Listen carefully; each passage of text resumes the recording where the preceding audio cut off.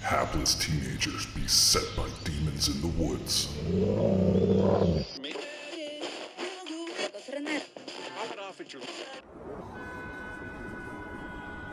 A strange new drug that turns art into murder.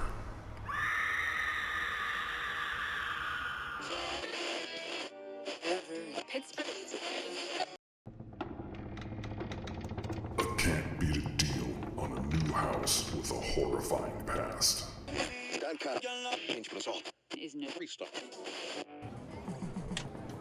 A video game that might usher in the apocalypse.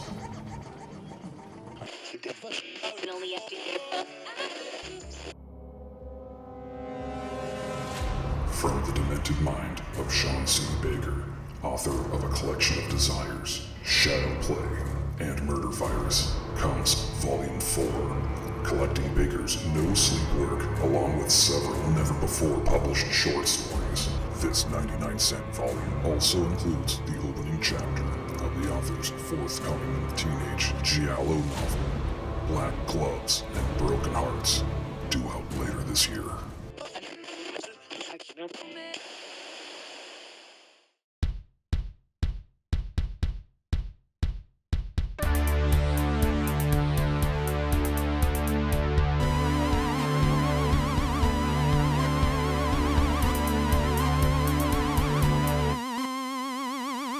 Good evening, and welcome to another episode of The Horror Vision Presents Elements of Horror. I am Abominable Anthony. And I'm John. And I'm Missy. And tonight have we got a treat for you. We have decided, well, I have decided, and I hope you all enjoyed the viewing of Park Chan Wook's 2002 opus, Sympathy for Mr. Vengeance. Those familiar with the trilogy of Vengeance know that this is the beginning, and it does get a tad more gruesome as the trilogy goes on. But this one is near and dear to me, and it's also a film that doesn't get spoken about often enough. Its cinematography is beyond words at times. The director's framing of scenes are phenomenal. His soundtrack choices are incredible. The acting is beyond anything I can really describe. It really does plunge you as the viewer into this pit of despair and locks you in throughout the duration of the film's runtime. And tonight we're going to chat about it. John, would you like to start us off with what you thought of the film? Yeah. So first of all, thank you, Anthony, for picking this as your Elements choice. I've always had a soft spot for Sympathy for Mr. Vengeance. Truth is, I like most of Park Chan Wook's films.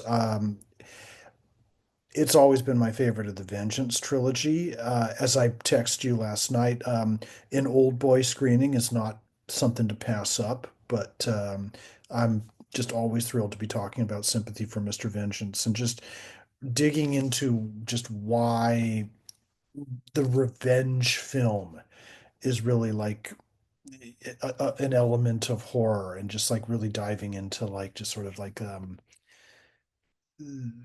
some of the like more deeper meanings of this film. Like it'd just be a great opportunity to do that. But I'll just shut up now and hear from Missy.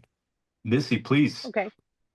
I've never seen it before, so this was a first viewing for me. And I wasn't aware it was part of a trilogy either. In fact, I don't know that. What other movies has he done? Because I don't know that I know any of them. So Old Boy is probably the most famous. Okay, then I that's don't know probably the only one I know. Song Kang-ho also starred in Thirst. I don't know if you ever saw his vampire film, Thirst. That was another one that was just gorgeous to watch. Really excellent storytelling in that one as well. He's done a ton of stuff. Song Kang-ho has actually been in a lot of genre stuff as well. The Host, he was in The Host, the monster Korean monster feature film. Okay, I like that one. Most notably, Parasite, a few years back. The guy's been around forever and has done some amazing work as far as acting goes. But yeah, Park's film, also the U.S. Well, quasi U.S. film that he did, was it Stoker? That was not bad, but he's got a style to him that's very unique.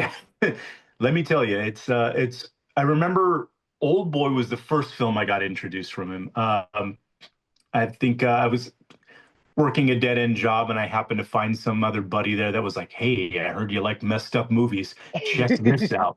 So I go home with it, and then I'm like, okay, now I have to look into, at the time was Tartan releasing, so Tartan Pictures. And I started to go and delve into more Asian cinema and Korean cinema.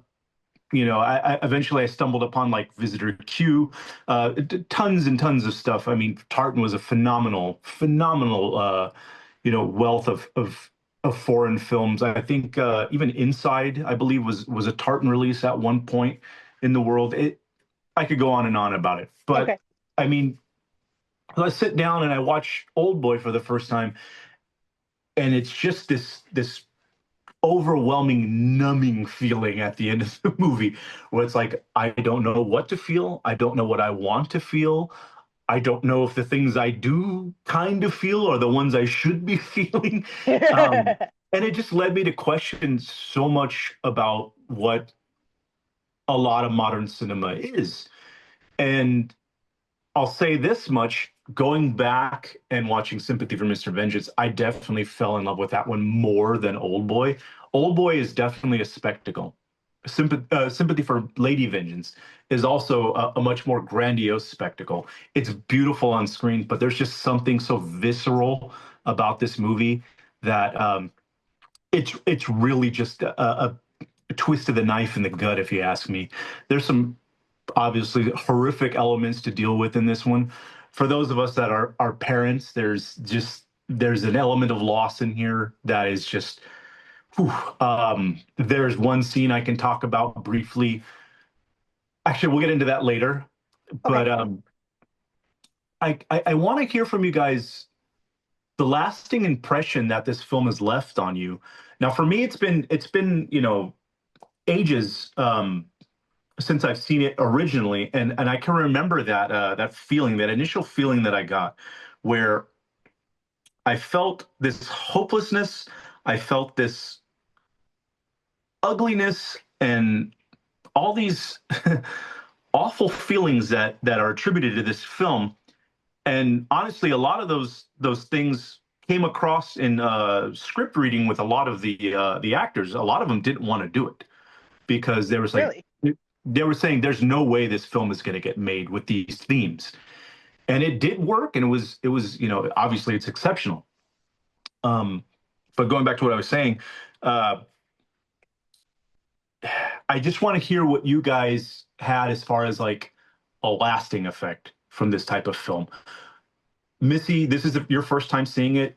Yep. I would love to direct this at you. I want to hear what you took from this, what kind of stain it left on you. I just want to hear your thoughts. I mean, I watched it late last night, so it's been rolling around in my head all day. Okay. And I've been trying to, like, I liked it. I definitely liked it.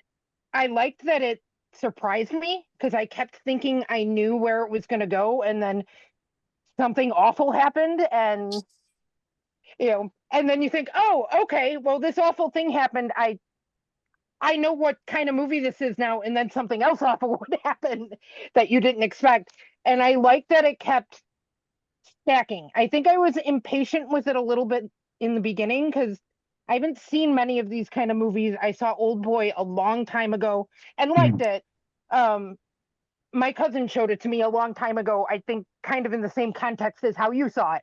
Hey, let's watch this really fucked up movie. yeah. Um, but it and it left an impression, but it kind of got lost. Like I didn't really check further into it. Watched a lot of Japanese horror, but not much Korean stuff at all, I don't think. I have seen The Host though, the monster movie. Which is Um a great movie. Great movie. yeah, I like that one. Um Once, like, I think I expected it to be a lot more. I mean, it's violent, but I expected it I think to be more of a more splattery, and but Mhm. there's one scene that was really, really gnarly that I really liked. It involved a screwdriver. It is a great scene. But so I mean, I liked that it wasn't what I expected. It and that it was so bleak, but it kept going, and I dug how it was like two revenge stories in one. Like we didn't follow just the one person, where it kind of left me thinking about the title Sympathy for Mr. Vengeance, like which one of them actually is Mr. Vengeance. Agreed. And I liked that. Yeah, that was definitely the director's goal to leave you wondering whom you're rooting for. And are you a bad person for whom you chose? John, was there a lasting effect for you when you saw this film originally? Was there something that has stuck with you throughout the years since this film's been released or since the last time you've seen it? Oh, definitely. And it always changes for me every time I watch it. It's the time that I watched it previously was during COVID, December 2020. I watched it one night, and I was surprised at how many things I forgot. And this time around, it was no different. I first saw this film probably around the same time that you did, Anthony, maybe a little bit earlier, about roughly about the time that it came out. I was in college at the time, and I was curating this series for our film club called The Fucked Up Film. That's literally the name of it. And so I was looking for all these. Like I'd watched, like all the Takashi Miike films, and I love that you gave a shout out to Tartan, because they everything with from Ken Park, or what's his name, Larry Clark, to New French Extreme, and all this other stuff that I really, really, was like getting into at the time. So, and when I watched it back then, I was really focused on sort of the Kafka-esque aspects of it. And same thing with Old Boy, when I watched it as well. Like Old Boy drives it home even more, this sort of like we're all at the mercy of a system that we don't understand. And at the time I was like really unaware of just how political this film is, even more so than Old Boy with class politics in Korea. But I was somehow aware of it at the time. This time around, it's sort of different, just like as you pointed out, like you're a dad, I'm a dad, and there were moments that affected me very differently from previous times that I've seen it. Um, I also found myself responding to Song Kang-ho's character a little bit differently as well, and it just made me think about how I think it's because of Parasite and because of the character he plays in The Host and in other Bong Joon-ho films, that Mhm.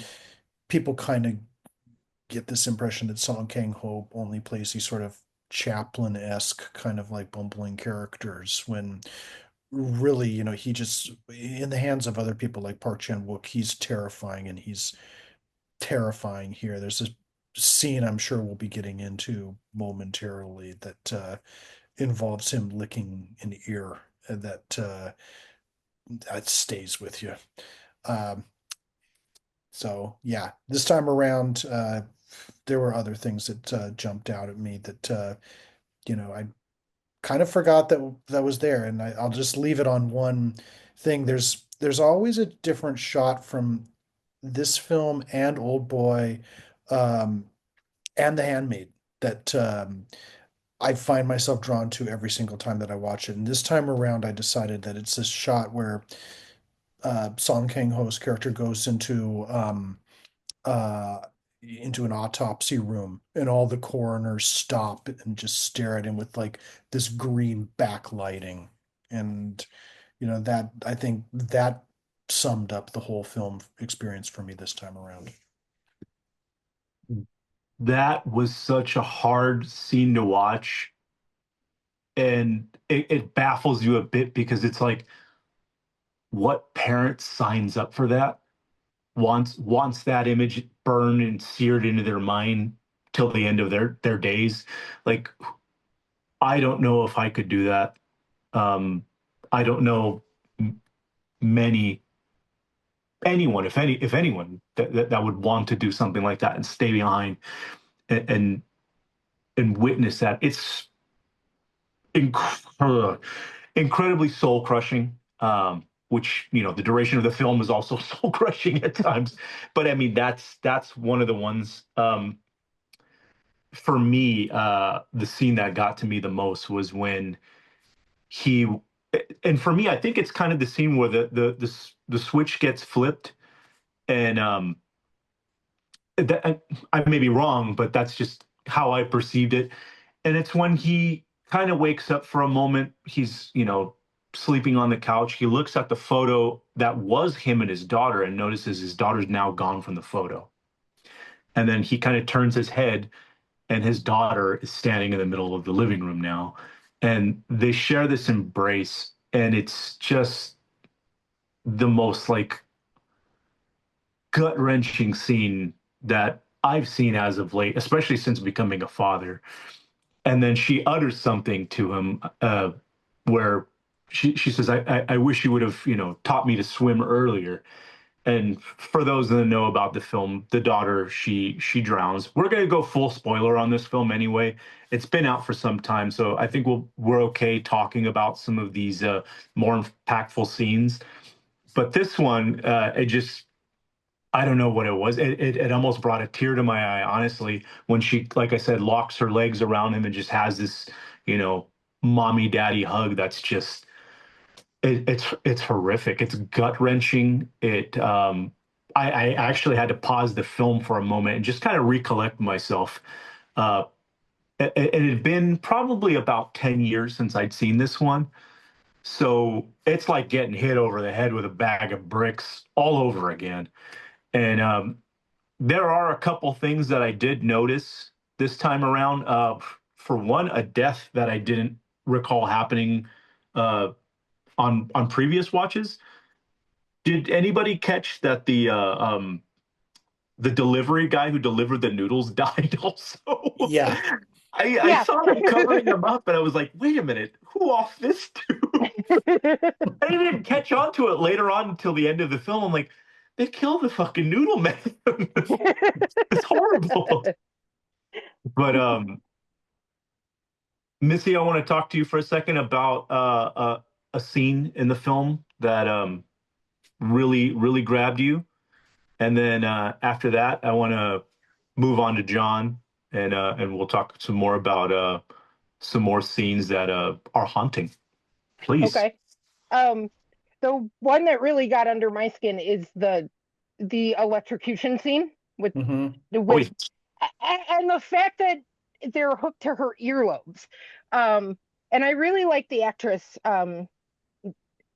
Duna Bay, I think is her how you say her name, or maybe it goes the other way. I know her as Sun from Sense8. Um,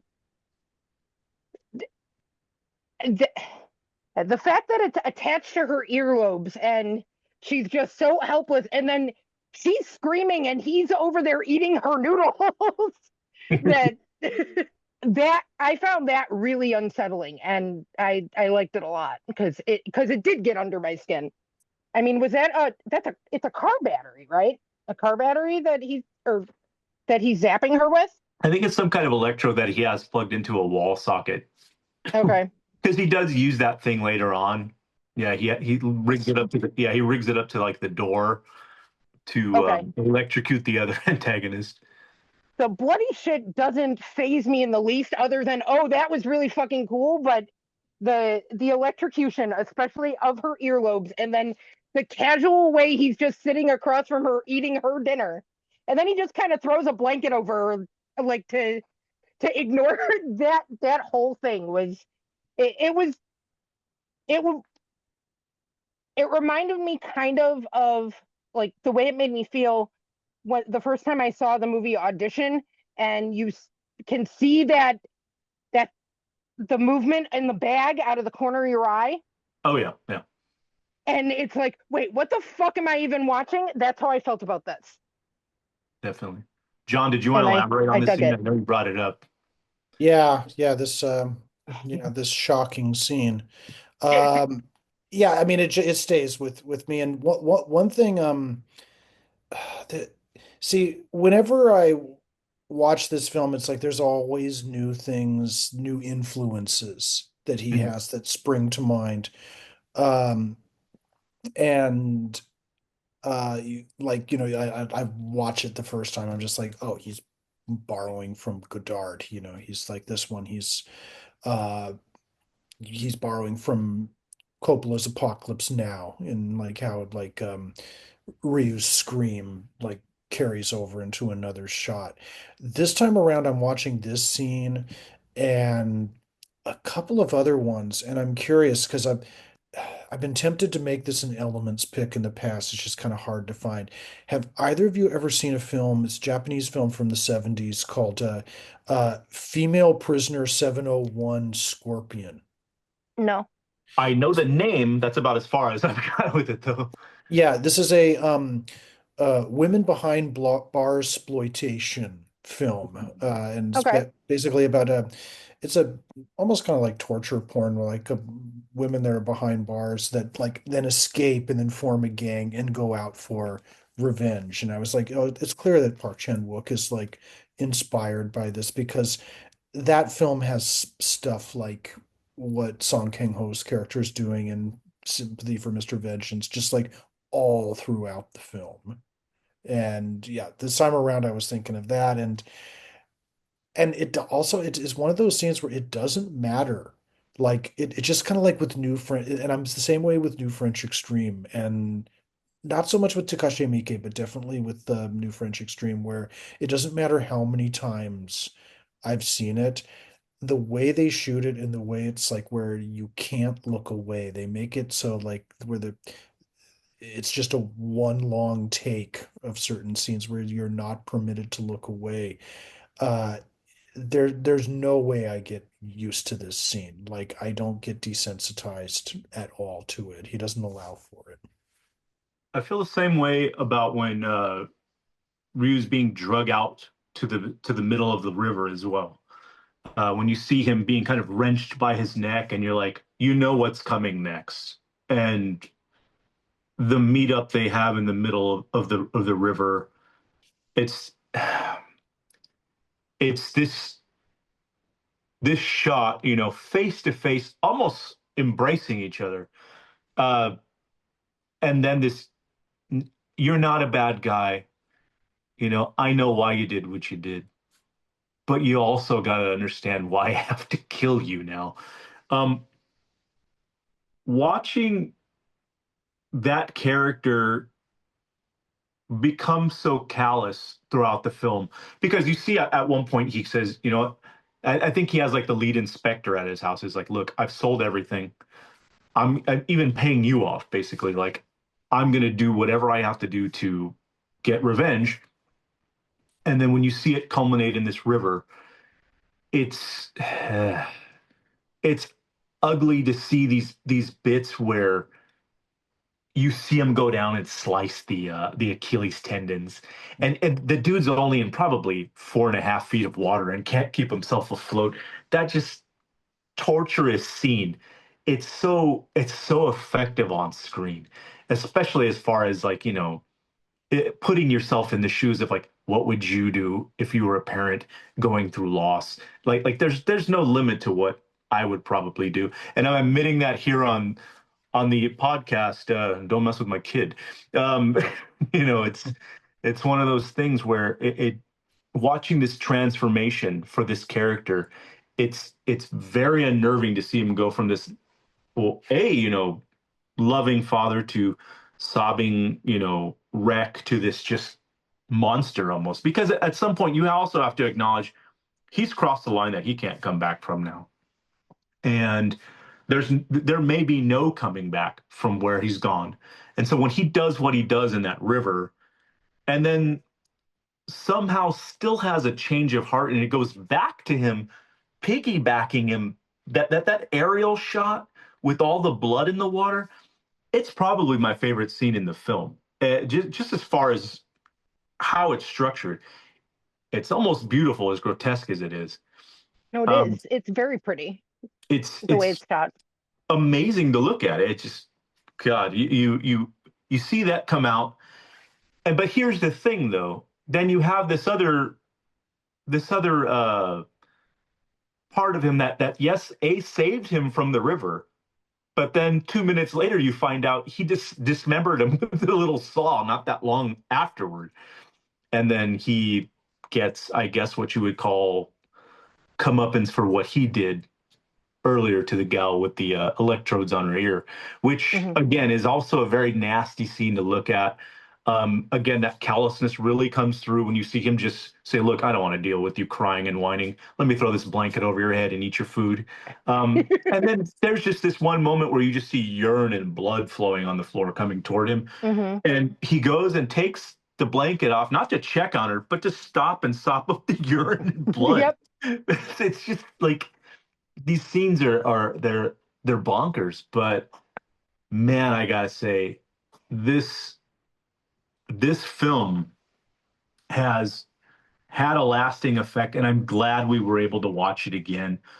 I am glad to see things that I didn't catch the first time around, but I am also very horrified by a lot of what happens in it. We haven't even touched on Ryu's story where he's desperately trying to take care of an ailing sister who's dying and goes and sells the kidney. So you have that, age old, what would you call it? Urban legend where, you Hmm. go, you wake up in a tub of ice, that kind of whole thing. And he ends up, losing a kidney and gets ripped off for what, 10 million won or something like that. Yeah. Some ridiculous price. There's so much more to this story than what we've talked about. Do any of you guys want to talk a little more on those topics and how they kind of interchange? Because there's more than that. There's the young child that's in the hospital because of the father losing the job, and it goes on. So yeah, if there's anything else y'all would like to talk about, please, now's the time. John? Yeah, and I alluded to this earlier where it's it's so it's just so crushing and just such it's a bitter to say satire like doesn't even cover it. It's like it's an indictment of the way that modern society like has a way of like warping our perception of human suffering. And I think and Ryu's story becomes a vehicle for that, becomes like a way for uh, and he just it almost kind of like everything that sort of seems to go his way um happens by accident, and everything he tries to be an active agent in like just completely goes tits up. And and we get this with like the we have like and we have the sort of the recurring theme of water. The Mm. sister drowns, kills Oh herself in shit. the bathtub. Yeah. And then we've got the in the next scene we've got Dongjin's daughter dying and drowning in the lake. And then we're back to that, we return to that scene. So it's sort of like so all connected by the theme of water and the theme of transportation, but not sorry, transformation, but not something that leads to something enlightenment or cleansing. It's something ugly. Well said. Well said. I didn't even make the connection with the water. That's really cool.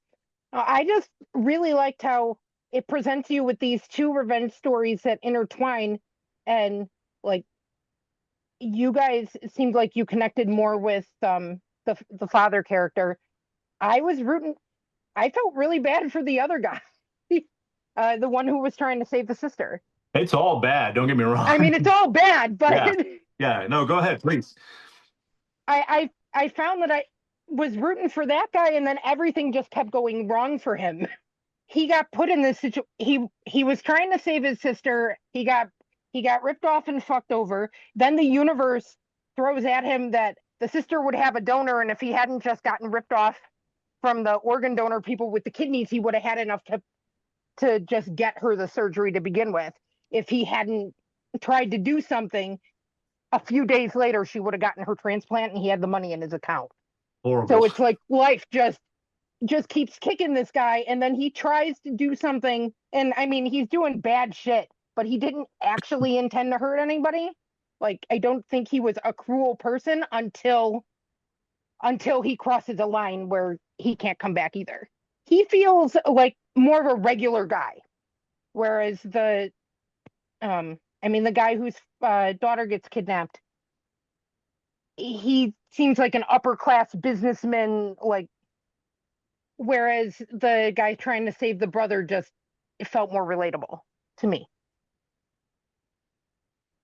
Missy, a couple moments ago, you talked about a glorious scene with a screwdriver.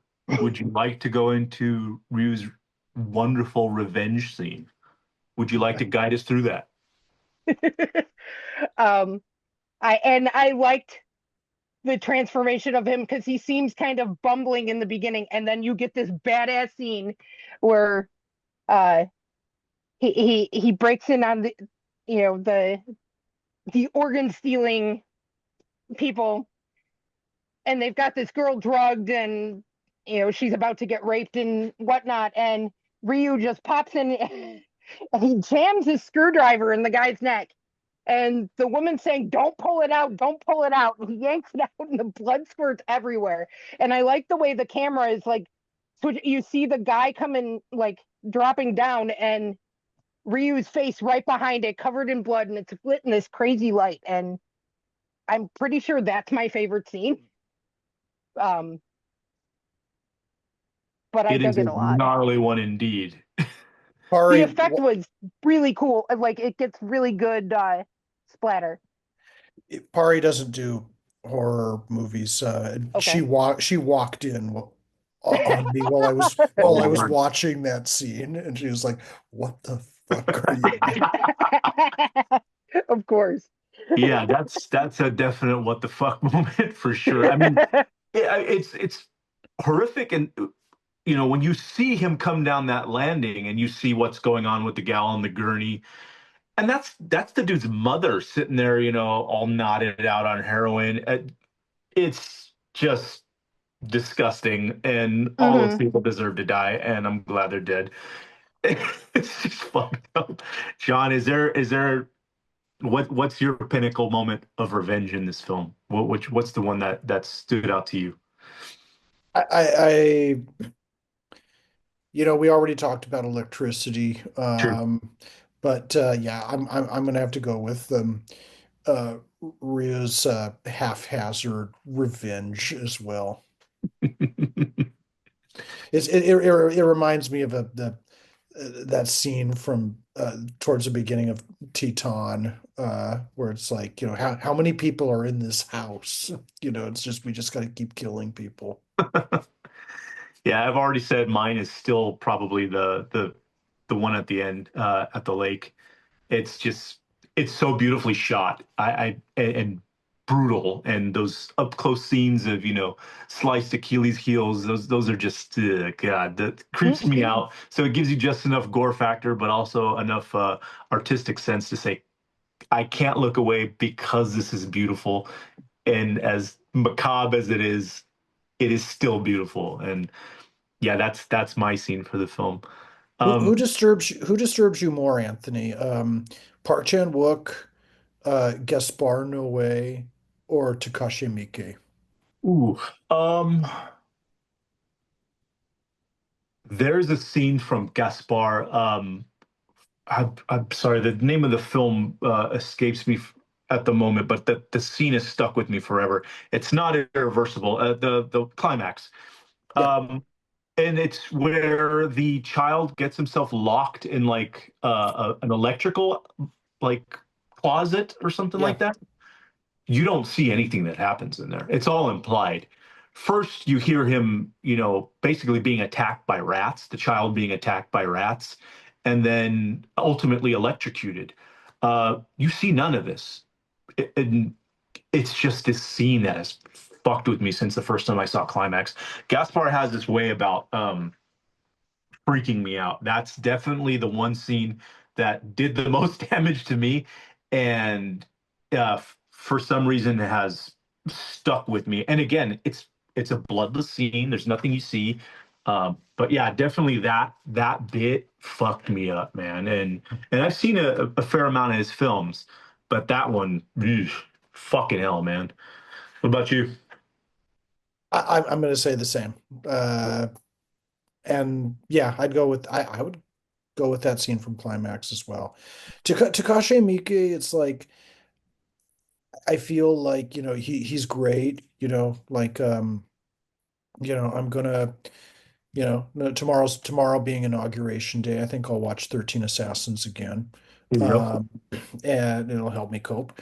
And but I just remember like really like early 2000s, that was like really like kind of the Flash, and he was just kind of like that was his it moment at Yeah. that point. And it's kind of waned on me. And Park Chan Wook has never ceased to amaze me. So, I'd say like, yeah, worst being Gaspar, least offensive being Takashi, and Park Chan Wook just out of just pure brilliance alone, just being somewhere in between.